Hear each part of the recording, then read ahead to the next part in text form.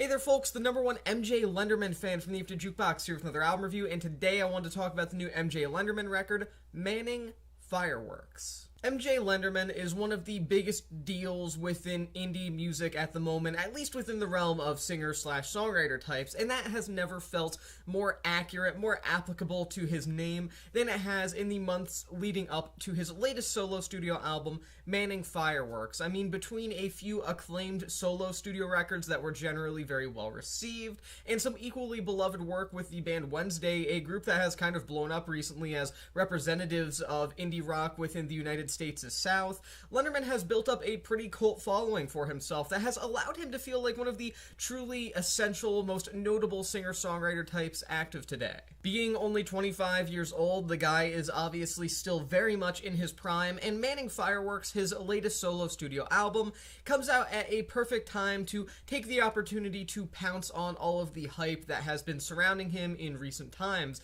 But not only is this a record that comes out at a good time in terms of really reflecting on the popularity that has kind of come to him in recent memory, it also manages to be a record that is a bit of a reminder, if you will, that MJ Lenderman is one of the most stylistically unique and evolved young singer-songwriter types today, and much more than just the momentum of a cult fan base and some critical acclaim. The guy is easily one of the best lyricists out there at the moment, and this record really does prove why. Lenderman's songwriting is obviously the true centerpiece of Manning Fireworks, if you will, and the same can be said about nearly any other project that has seen Lenderman contribute some sort of lyrical content to it. I mean, he's always been at the top of his game lyrically since he first started becoming a more notable name and figure within indie music a couple of years ago, and that remains true here. There's something deeply comforting about this record and the emotional honesty that you get on Manning Fireworks, which is kind of impressive considering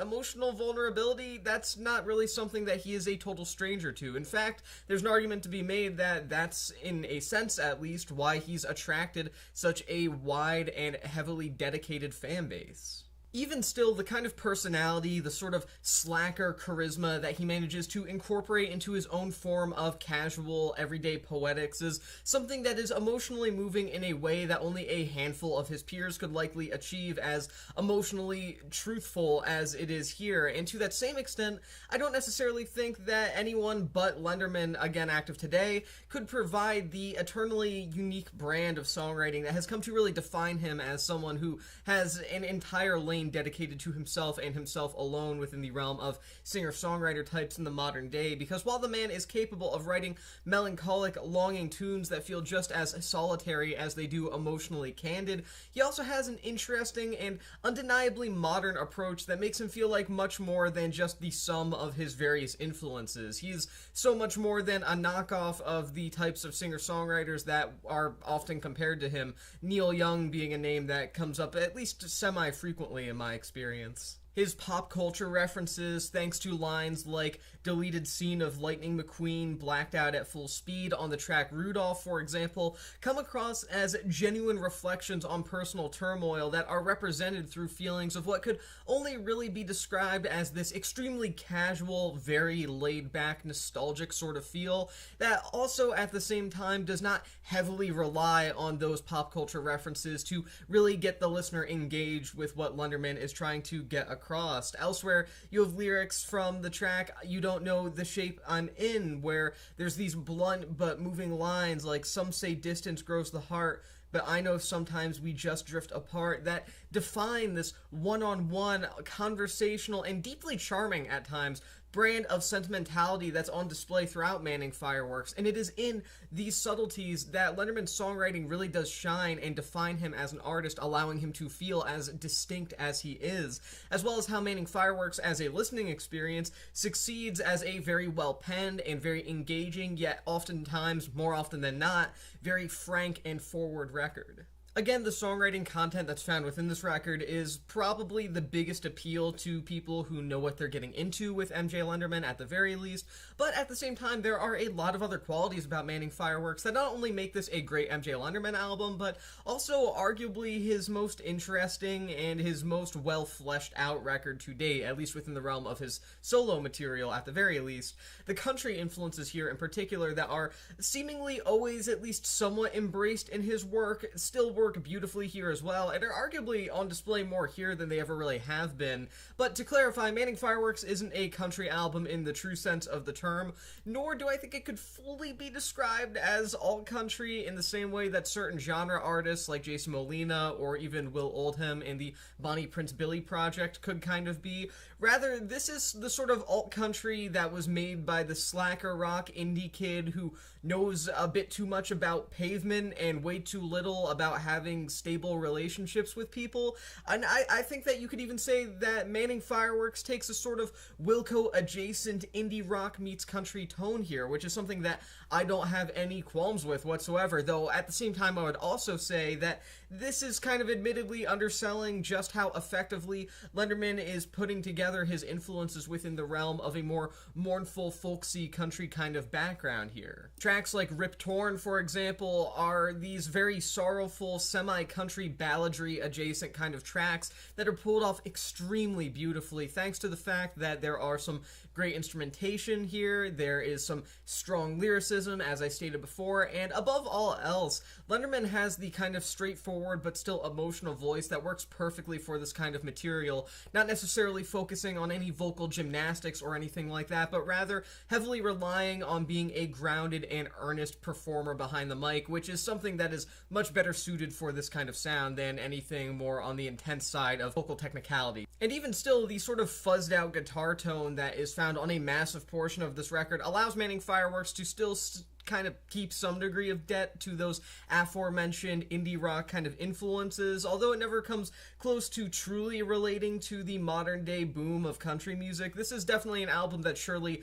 draws from country, but it is something else entirely, and it is in a league of its own, even within the realm of indie music at the moment. And nonetheless, those same country influences do at least partially define the album and the sense of longing that can be derived from it, allowing it to come across as a deeply melancholic, but at times, in its best moments, somewhat spiritual experience. This really is the sort of record that makes a person, i.e. me, want to prematurely cite it as a magnum opus of sorts. Of course, Lenderman still has plenty of time to put out future classics that will undoubtedly continue to put him on the map of notable singer-songwriter types for a generation that already has plenty of names vying for the inevitable greatest lyricists of the 2020s lists that will be published 10, 15, 20 years from now. But even still, Manning Fireworks is sort of this after the gold rush moment for him, if you will, sort of to go back to the Neil Young comparison mentioned that I brought up earlier, in that it's a brief record that nonetheless feels like a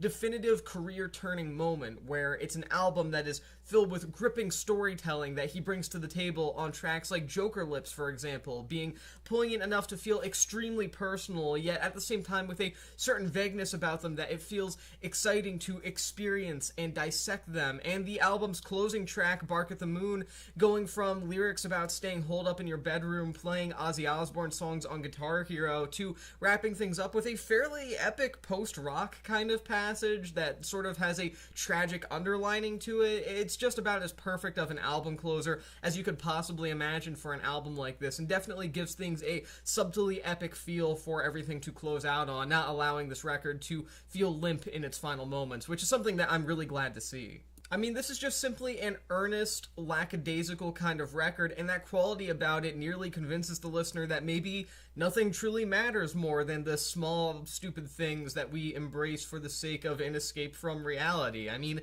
in between the mentions of failed relationships and the feeling of life not quite going the way that you wanted or planned here are references to Quiet Riot and John Travolta. I mean, at its core, that is somewhat MJ Lenderman's entire appeal, that he really is nothing more than just some guy that happens to know how to put the complete and total disenchantment, disillusionment, insert dis word here, that people feel with the world into words that are so much more mesmerizing than what reality tends to have to offer us. I mean, really, I think I speak for a lot of people when I say that Lenderman's work on here in particular is especially relatable at times. An album that just, again, feels so disillusioned with reality and so low-key connected with a variety of things that are knowingly to the narrator wildly unimportant. is something that I feel like a lot of people can connect to, especially in the modern era. And it's really nice to see those feelings,